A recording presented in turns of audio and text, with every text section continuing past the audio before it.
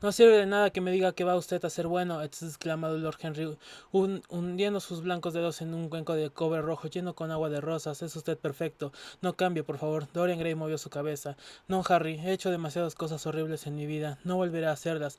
Empecé ayer mis buenas obras. ¿Dónde estuvo ayer? En el campo, Harry, en una pequeña posada. Mi querido amigo, dijo Lord Henry sonriendo.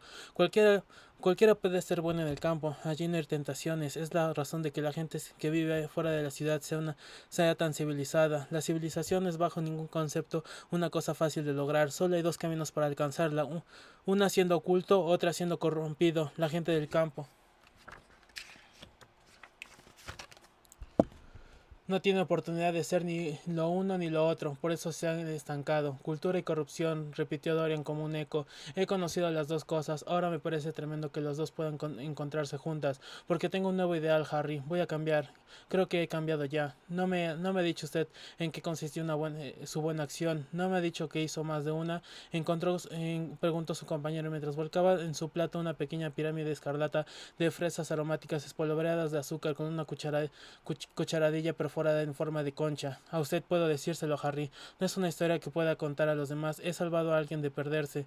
Parece vanidoso por mi parte, pero usted entiende lo que quiero decir. Ella era muy bonita y asombrosamente parecida a Sybil Vane. Creo que eso fue lo que llamó mi atención. Al principio recuerda usted a Sybil, ¿verdad? Qué lejano parece aquello. Bueno, Hetty no parecía a nuestra clase. Claro está, era una sencilla muchacha de pueblo, pero yo la amaba de verdad. Durante todo este maravilloso mes de mayo que hemos tenido, solía acercarme a verla 2 o 3 veces por semana. Ayer nos encontramos en un pequeño huerto. Las flores de un manzano le caían entre los cabellos y ella se reía. Íbamos a escaparnos juntos en la mañana al amanecer. De pronto he decidido dejarla como una flor, como la había encontrado. Se me ocurre pensar que la novedad de la emoción debe proporcionado un estremecimiento de verdadero placer, interrumpió Lord Henry. Pero bueno, termina su idilio por usted. Le he dado usted buenos consejos, se ha destrozado su corazón. Ese ha sido el comienzo de su reforma. Harry, es usted horrible. No debe decir cosas tan espantosas. El corazón de Hetty no estaba destrozado. Claro que lloró, pero eso es todo. No está deshonrada. Puede vivir como perdita en su jardín de mentas y calendulas. Y llora por un floricel infiel, dijo Lord Henry, riendo y recostándose en su silla. Mi querido Dorian, tiene usted estados de ánimo curiosamente infantiles. ¿Cree usted que ahora esa muchacha se encontrará con un hombre de su clase? Supongo que algún día se casará con un rudo carretero o con un labrador sonriente. Y bien, el hecho de haberle conocido y amado a usted le enseñará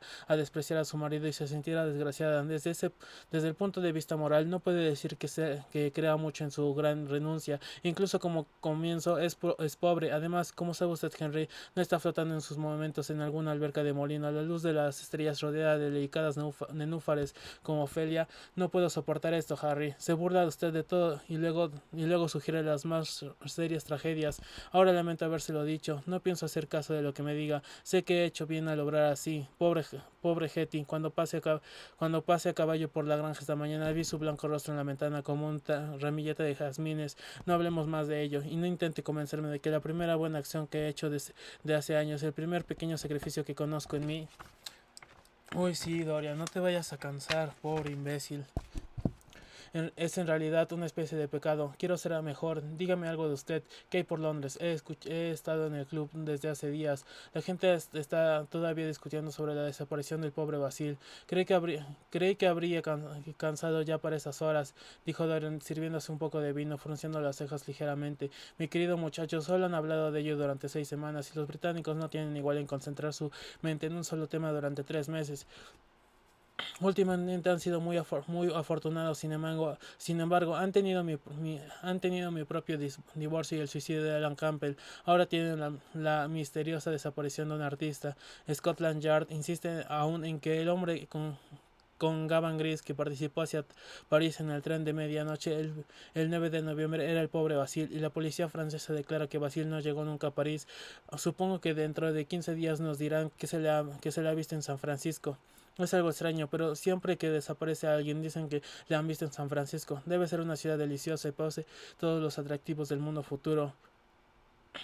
¿Qué cree usted que le ha sucedido a Basil? Preguntó Dorian, mirando su borgoña contra la luz y admirándose de poder charlar de aquel asunto tan tranquilamente. No tengo la menor idea. Si Basil quiere esconderse, no es asunto mío. Si está muerto, no quiero pensar en él. La muerte es lo único que me aterroriza. La odio.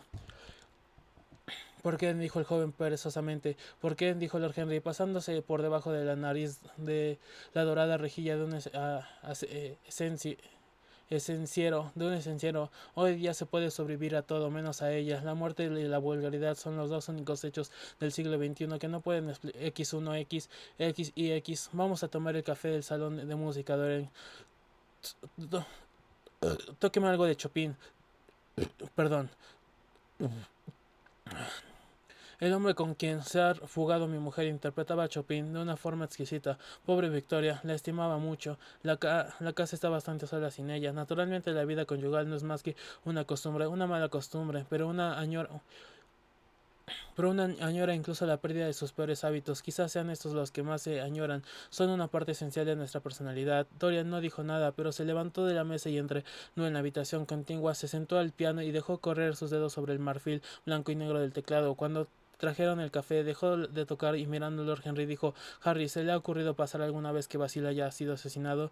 Lord Henry bostezó. Basil era muy popular y llevaba siempre un reloj Waterbury. ¿Por qué iba a ser asesinado? No era lo bastante inteligente para tener enemigos. Desde luego tenía un maravilloso genio para la pintura, pero un hombre puede pintar como Velázquez y sin embargo ser muy obstuso. Basil en realidad era bastante torpe, solo me interesó una vez y fue cuando me dijo hace años que sentía por usted una admiración loca y que usted era el motivo dominante de su arte. Él era gay y lo traía loquito el Dorian. Entendible.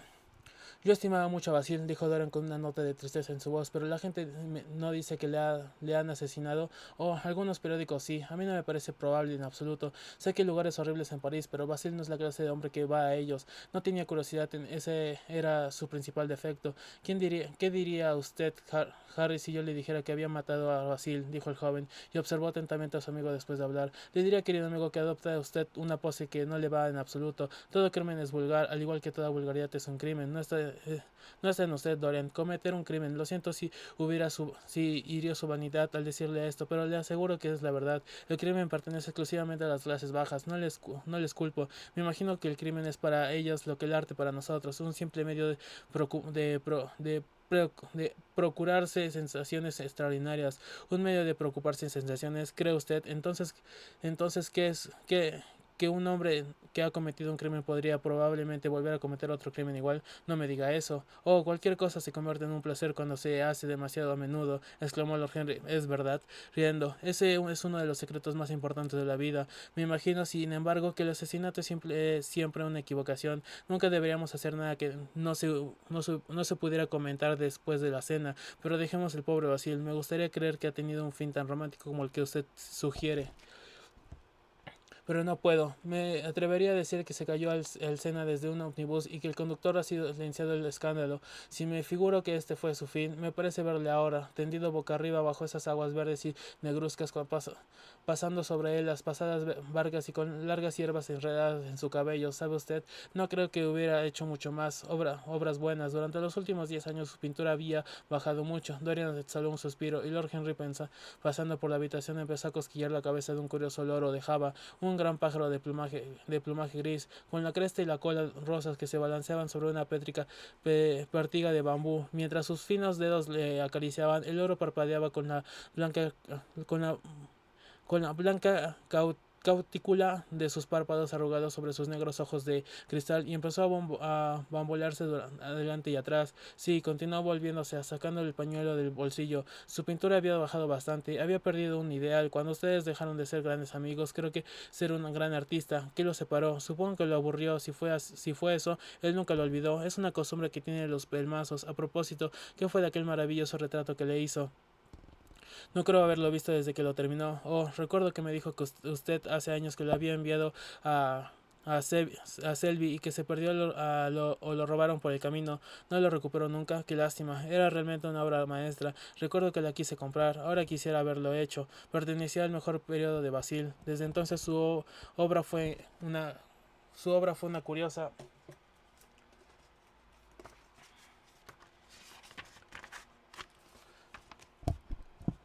Mezcla de mala pintura y buenas intenciones que siempre califica a un hombre por ser llamado artista británico representativo. Anunció usted la pérdida, debería haberlo hecho. Lo olvidé, dijo Dorian. Supongo que lo haría, pero nunca me gustó en realidad. Siento haber posado para él. El recuerdo de ese cuadro me resulta odioso. ¿Por qué me habla de ello? Suele recordarme esos curiosos versos de una tragedia, Hamlet, creo. ¿Cómo eran? Como la pintura de una tristeza, un rostro sin corazón. Sí, algo sí era. Lord Harry se echó a reír. Si un hombre trata de la vida artísticamente, su cerebro es un corazón, respondió sentándose en una butaca. Dorian Gray movió la cabeza y arrancó unos suaves acordes del piano. Como la pintura de una pena, repitió, un rostro sin corazón. Su amigo recostado le miraba con los ojos entornados. A propósito, Dorian dijo tras una pausa, ¿de qué le sirve al hombre ganar el mundo entero si pierde, como sigue la cita, su alma? La música disonó y Dorian, poniéndose de pie, se quedó mirando fijamente a su amigo. ¿Por qué me pregunta eso, Harry? Mi querido amigo, dijo Lord Henry, enarcando las cejas sorprendido. Se le ha preguntado porque creo que es usted capaz de darme una respuesta. Eso es todo. Iba yo por el parque el domingo pasado y cerca de Marble Arch me encontré un pequeño grupo de gente que escuchaba a un vulgar predicador callejero. Al pasar yo por su lado oí a aquel hombre gritar esa pregunta a su auditorio. Me impresionó por ser bastante dramático. Londres es muy rico en curiosos efectos de esa clase. Un domingo lluvioso, un tosco cristiano con impermeable, una hilera de caras pálidas y enfermizas bajo un quebrado techo de paraguas goteantes y una maravillosa frase lanzada al aire por una voz chillona e histérica. Era realmente muy bueno en su género, casi una sugestión. Pensé decir al profeta que el arte tiene un alma, pero el hombre no. Temí, sin embargo, que no me entendiera. No, Harry, el alma es una terrible realidad. Puede ser comprada, vendida y cambiada. Podemos envenenarla o hacerla perfecta. Hay un alma en cada uno de nosotros. Lo sé. ¿Está usted completamente seguro de ello, Dorian? Completamente. Ah, entonces debe ser una ilusión, porque de las que se siente uno completamente seguro no son nunca verdad. Esa es la fatalidad de la fe y la lección de la novela.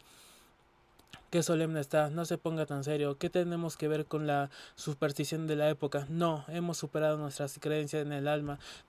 Toque algo, toque un nocturno, Dorian, y mientras toca dígame en voz baja, ¿cómo ha conservado su juventud? ¿Tiene usted que tener algún secreto? Solo le llevo 10 años y... Estoy arrugado, gastado y amarillo. Usted está realmente maravilloso, Dorian. Nunca me ha parecido tan encantador como esta noche. Me recuerda el día en que lo vi por primera vez.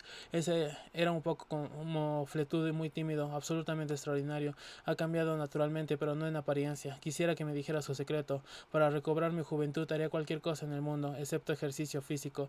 Levantarme temprano o ser respetable. Juventud, no hay nada como ella. Es absurdo hablar de la ignorancia de la juventud. Las únicas opiniones que escucho ahora con cierto respeto son la gente mucho más joven. Parece que están delante de mí. La vida les ha revelado sus últimas maravillas. A los viejos les contradijo siempre. Lo hago por principio. Si le pregunto su opinión de algo que ocurrió ayer, danos solemne las opiniones que corrían por 1820, cuando la gente llevaba corbata alta, creía en todo y no sabían absolutamente nada. Qué adorable es la pieza que está tocando. Me figuro que Chopin la escribió en Mallorca, con el mar llorando alrededor de su villa y la espuma salada salpicando los cristales. Es maravillosamente romántica. Qué suerte que nos haya dejado un arte que no sea imitativo. No se detenga. Quiero música esta noche. Me parece que es usted el joven Apolo y yo soy Marisas escuchándole. Tengo mis penas, Dorian, que ni siquiera usted conoce. La tragedia de la vejez no es que uno sea viejo, sino que uno ha sido joven. A veces me asombra mi propia sinceridad. Ah, Dorian,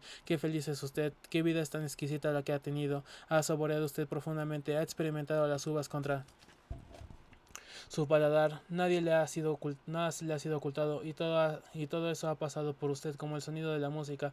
No le ha mancillado. Usted es siempre el mismo. No soy el mismo, Harry. Sí es el mismo. Me pregunto cómo será el resto de su vida. No lo estropeé con renuncias. Ahora es un tipo perfecto. No se vuelve incompleto. Es completamente intachable. No mueva la cabeza. Usted sabe lo que lo es. Además, Dorian, no se engaña a sí mismo. La vida no se gobierna por voluntad o intenciones.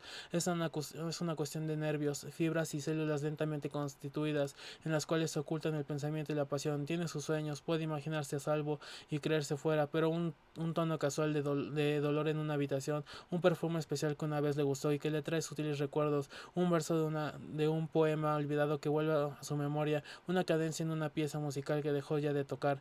Le digo, Dorian, que de todas esas de estas cosas depende de nuestras vidas. Browning escribió algo sobre esto. Pero nuestros propios sentidos no los hacen imaginar. Hay momentos cuando percibió de pronto el aroma de lilas blancas, en que revivió el más extraño más de mi vida. Quisiera poder cambiarme con usted, Dorian. El mundo ha clamado contra nosotros, pero a usted también lo ha adorado. Siempre lo adorará. Es el tipo que en nuestra época ha estado buscando y teme haber encontrado. Me encanta que no haya hecho nunca nada. Haber encontrado ni nada, ni esculpir una estatua, ni pintar un cuadro, ni producir nada fuera de usted mismo. La vida ha sido su arte, se ha compuesto usted mismo en música, sus días son sonetos.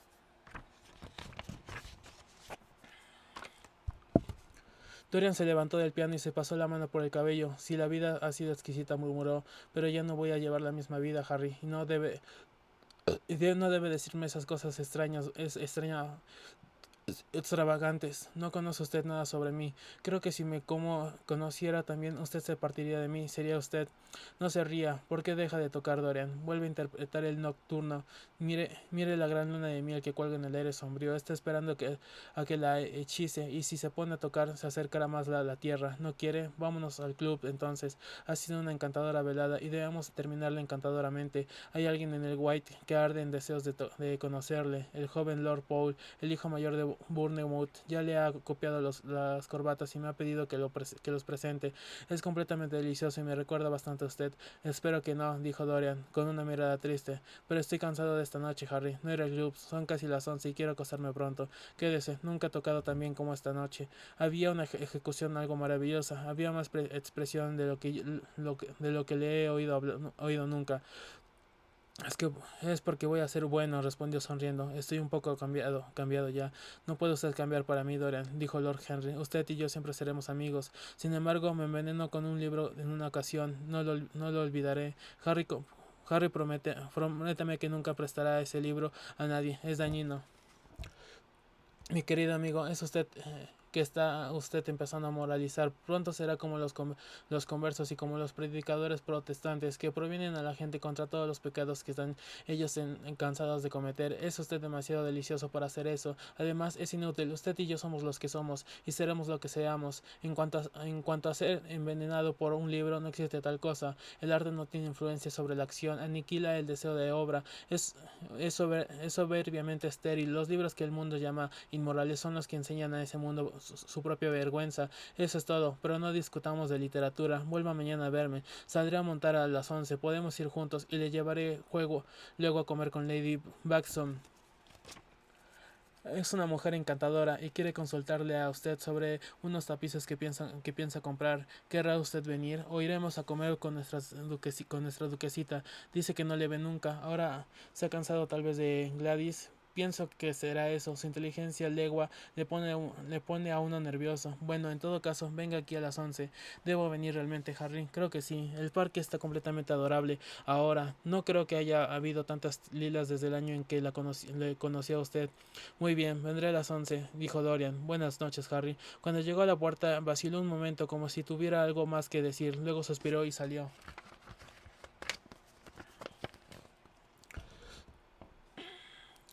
Hacía una noche deliciosa, tan templada que se echó el abrigo al brazo y ni siquiera se puso el cuello. Su pañuelo de seda. Cuando paseaba hacia su casa fumando un cigarrillo, dos jóvenes en traje de etiqueta se cruzaron con él. Oyó como uno de ellos diseaba al otro. Ese es Dorian Gray. Recordó cuánto le complacía antes que la gente le señalara con el dedo, lo mirara o hablase de él. Ahora estaba cansado de oírlo. La mitad de encanto que le ofrecía la aldea que últimamente había frecuentado era que allí nadie le conocía. Había dicho con frecuencia que la muchacha a la que indujo a amarle que él era pobre y ella le creyó. En una ocasión le dijo que era malo y ella se rió de él y le contestó que los malos eran siempre viejos y feos. Qué risa tenía, igual que el jorgeo de un tordo, y qué precisa estaba con sus vestidos de algodón y sus anchos sombreros. No sabía nada, pero poseía todo lo que él había perdido.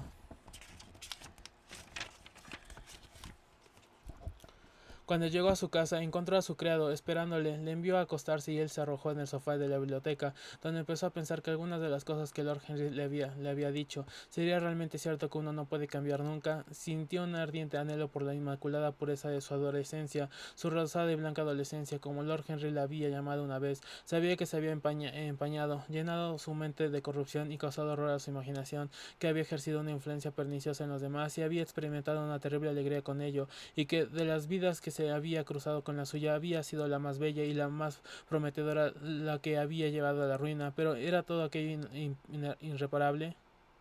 No, no había esperanza para él. Ah, en qué momento monstruoso de orgullo y pasión había implorado que el retrato llevase la carga de sus días y que conservase el inmaculado esplendor de la eterna juventud. Todo su fracaso se debía a aquello. Mejor hubiera sido para él que cada pecado hubiese traído consigo su seguro y rápido castigo. La purificación estaba en el castigo. No, perdone nuestros pecados, sino castíganos por nuestras inquietudes. Debería ser la oración del hombre al más justo Dios.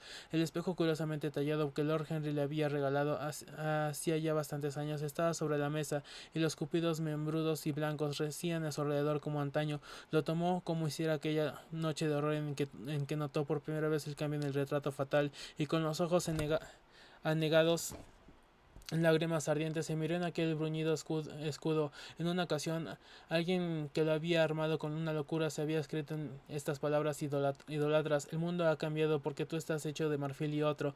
Las curvas de tus labios escriben de nuevo la historia. Las frases volvían a su memoria y las repitió para sí mismo una y otra vez. Luego aborreció su propia belleza y, arrojando el espejo al suelo, aplastó los fragmentos plateados con su tacón. Era su belleza lo que lo había perdido, su belleza y su juventud, por las que hizo su ruego.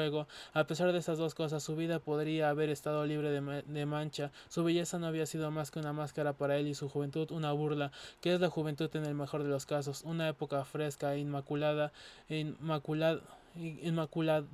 en época de estados de ánimos superficiales y pensamientos enfermizos. ¿Por qué había él llevado su uniforme? La juventud le había echado a perder. Era mejor no pensar en el pasado. Nada podría cambiarlo. Tenía que pensar en sí mismo y en su futuro. James Vane estaba oculto en una tumba sin nombre en el cementerio de Selby.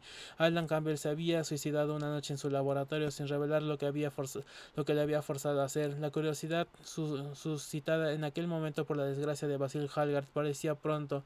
Ya estaba decayendo. Estaba él perfectamente a salvo. En realidad no era la muerte de Basil Hallward lo que más pensaba en su espíritu. Era la muerte en vida de su propia alma lo que le turbaba. Basil pintó el retrato que había marcado su vida. No podía perdonarle esto. El retrato tenía la culpa de todo. Basil le había dicho cosas insoportables que él, sin embargo,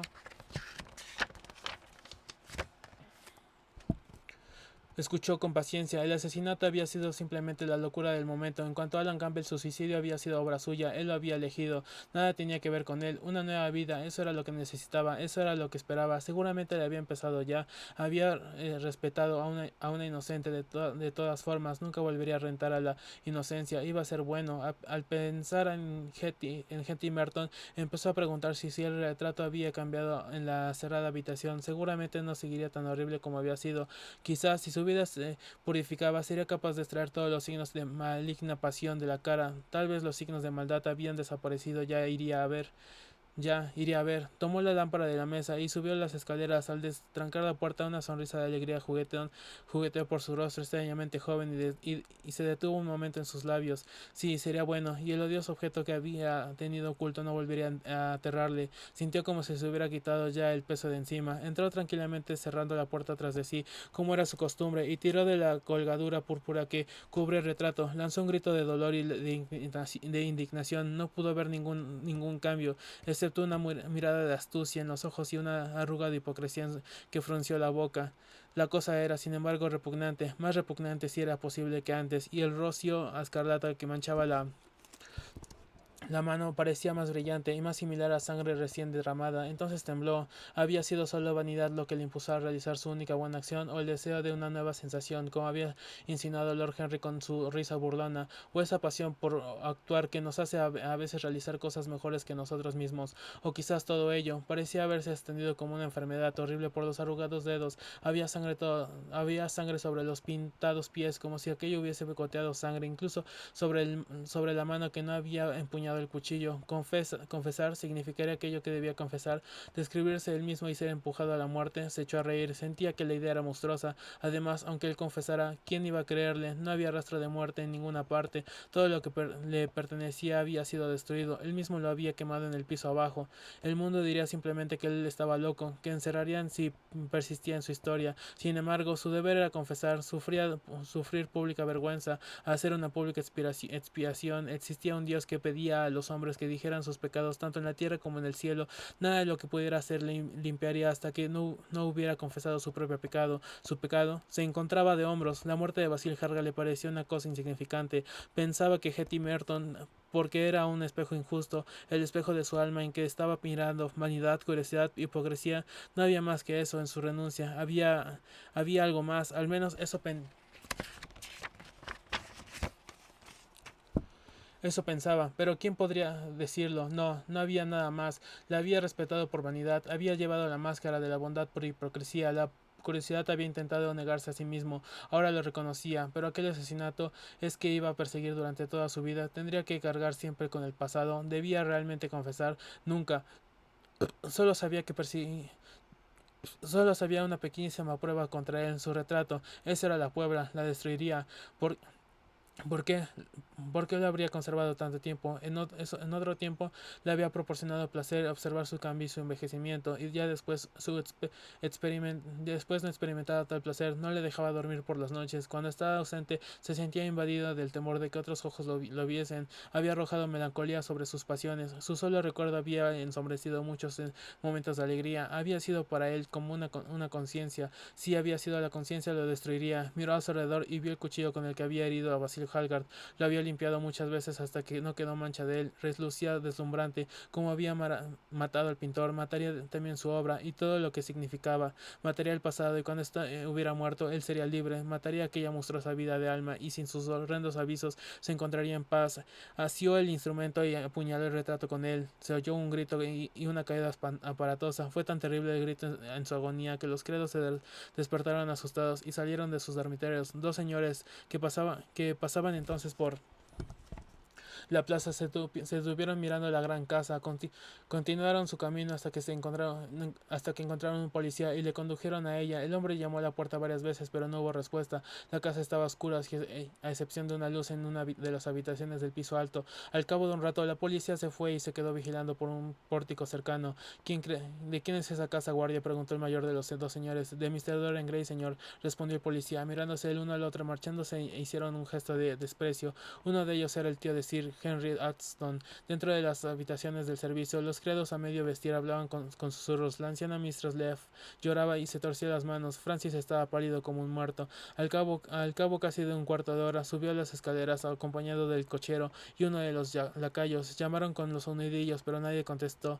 Gritaron desde fuera. Todo estaba en silencio. Finalmente, tras unos intentos vanos de forzar la puerta, subieron al tejado y se descolgaron al balcón. Las ventanas se dieron fácilmente. Las fallebas eran viejas. Al entrar encontraron colgado de la pared un espléndido retrato de su señor, con el aspecto que le habían visto últimamente, en toda la maravilla de su exquisita belleza. Tendido en el suelo había un hombre muerto, en traje de etiqueta, con un cuchillo clavado en el corazón. Estaba canoso, arrugado y tenía un rostro repugnante. Hasta que no examinaron sus sortijas, no le reconocieron.